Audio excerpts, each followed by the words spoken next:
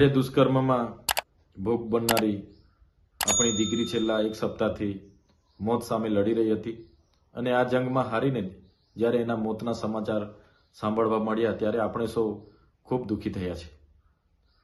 ત્યારે એમની માતા પિતા એમના પરિવાર પર શું ગુજરતી હશે એ સંવેદના સાથે આપણે સૌએ વિચારવું પડશે। આજે છેલ્લા 10 વર્ષમાં ગુજરાતમાં આવા કેસોની સંખ્યામાં 400 ગણો વધારો થયો છે અને આવા નરાધમોને ફાંસી આપવા કે આ પરિવારને ન્યાય અપાવવા માટે પણ ઘણો વિલંબ થાય છે।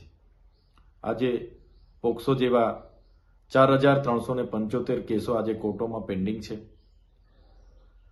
2019 ઓક્ટોબરમાં સ્પેશિયલ ફાસ્ટ ટ્રેક કોર્ટો બનાવવામાં આવી ગુજરાતમાં। આ કોર્ટોમાં પણ 912 જેટલા કેસો આજે પેન્ડિંગ છે।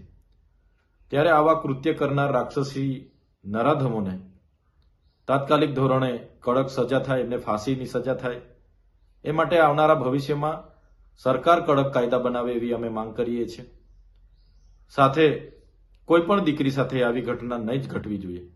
છતાંય કોઈ બીજા રાજ્યોમાં આવી ઘટના ઘટે છે, આપણા મુખ્યમંત્રી, ગૃહમંત્રી અને બીજા મંત્રીમંડળ એ રાજ્યોના સરકારોને સલાહ આપવા માટે બહાર આવે છે, લાંબા લાંબા ટ્વીટ કરે છે, કેન્ડલ માર્ચો તમામ વિસ્તારોમાં કાઢવામાં આવે છે।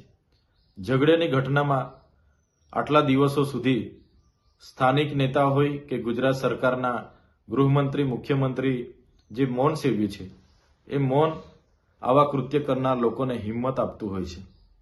એટલા માટે આવનારા ભવિષ્યમાં કડકમાં કડક કાયદા થાય અને આવા કૃત્ય કરનાર વ્યક્તિને જાહેરમાં ફાંસી મળે એવી અમે માંગ કરીએ છીએ। આપણે એક બાજુ મહિલા સુરક્ષાની વાત કરીએ છીએ, બેટી બચાવ બેટી પઢાઓની વાત કરીએ છીએ, પણ